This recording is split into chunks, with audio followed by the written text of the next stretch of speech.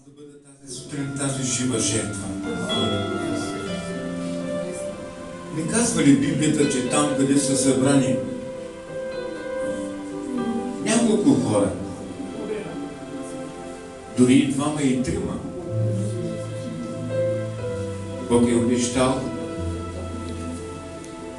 че Той реално ще присъства между тях.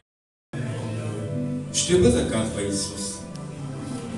Ще бъда при онези, които говорят заради мен. Общуват,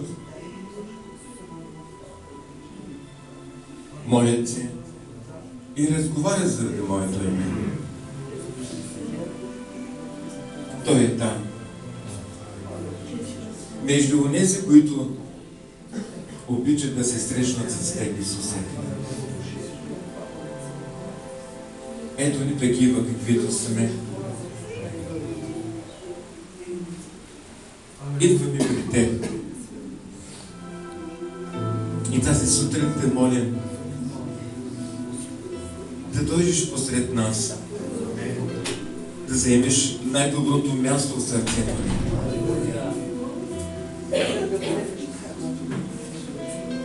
Искаме това време да прекараме заедно с Теб, докато дойдеш да не вземеш. Желаем да Ти благодарим и за този ден. Благодарим Ти, Боже, за денят, който ни подари.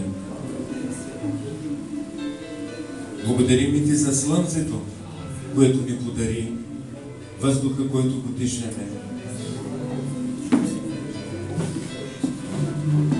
Искаме в този ден да Те прославим. Искаме в този ден да се покланяме на Теб.